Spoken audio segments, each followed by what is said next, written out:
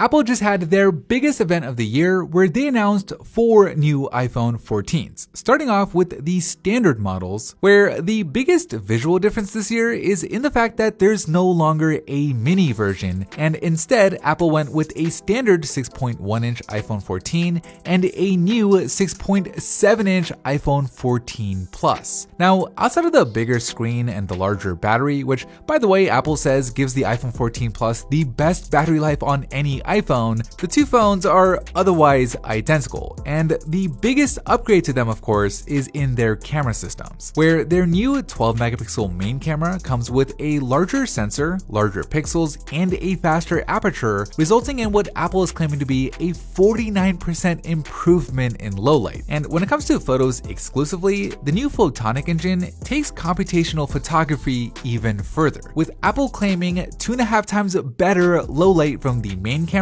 and 2 times better low light from the ultra-wide, which combined with the new brighter flash, the iPhone 14 is just gonna have better low light all around. And that carries over to the selfie camera, where the new 12-megapixel camera has 38% better low light gathering, meaning photos and videos and like FaceTime calls will look better when you're in dimmer situations. And for photos specifically, the photonic engine kicks in again, with Apple also claiming a 2x improvement for low light selfies. The selfie camera also has autofocus now, meaning your images will look sharper even when you're further away for things like group shots. Now, in terms of camera features, well, cinematic mode can now record in 4K, whereas before it was limited to just 1080p.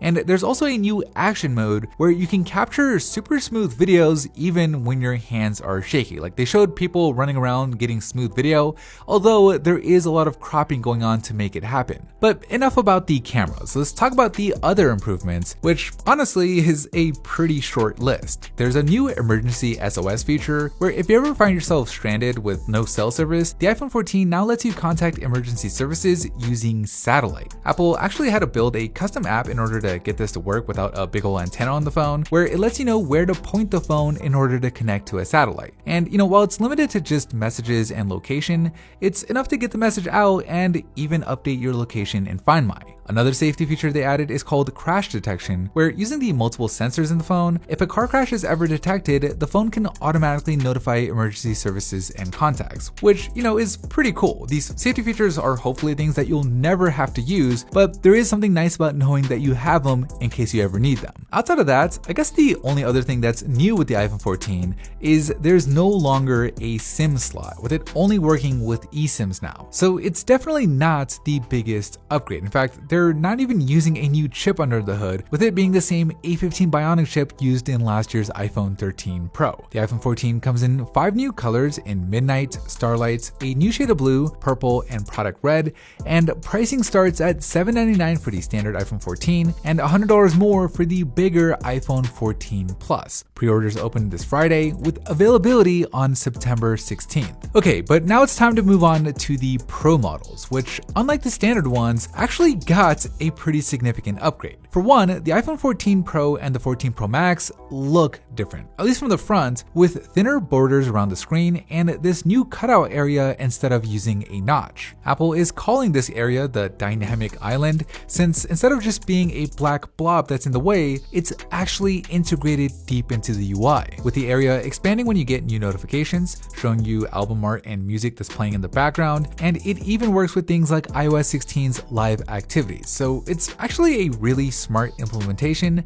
with the bonus of taking up 30% less area than the notch did, thanks to the proximity sensor now being behind the screen itself. But beyond just the new look of it, the display is also significantly brighter, with a peak brightness of 2000 nits. And the Pro models also get a feature that we've seen Android phones have for years now in the always on display, where when you lock the iPhone screen, instead of going just completely black, it can now go super dim, allowing you to check things like the time and missed notifications without having to physically turn the screen on every time. Moving on though, we've got to talk about the cameras, with the iPhone 14 Pro's main camera being upgraded to a 48 megapixel sensor. This is the biggest upgrade in resolution resolution ever to the iPhone, and while for the most part you won't be taking advantage of all that resolution since it does bin down the image to 12 megapixels for better low light performance, if you want it, you can take 48 megapixel stills if you use Apple's ProRAW feature. But I think the coolest thing about having such a high resolution sensor is Apple is able to bring back that popular 2x zoom option, with it just cropping in on the center of the sensor without losing any image quality. Of course, you're still getting that dedicated ultra-wide lens and that 3x telephoto lens, and just like on the standard iPhone 14s, all of these cameras, including the selfie, are seeing significantly better low light photos. It's a full 3 times better on the ultra-wide camera, 2 times better on that main camera, and 2 times better on the telephoto camera thanks to the iPhone 14's new photonic engine. On top of that, the Pro models also get a more advanced True Tone flash with 9 LEDs that adjust in pattern and intensity based off of your focal length. And in terms of video, while you get the same updated cinematic mode and action modes as on the standard iPhone 14s,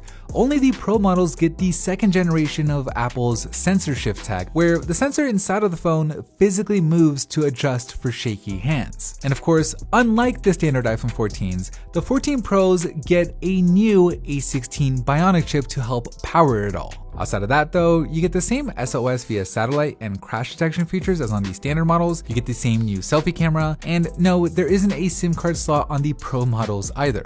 The iPhone 14 Pros come in 4 different colors in space black, silver, gold, and this sweet looking deep purple, with the pricing actually remaining the same, starting at $999 for the iPhone 14 Pro and $1099 for the iPhone 14 Pro Max. Pre-orders open on Friday, with availability on September 16th.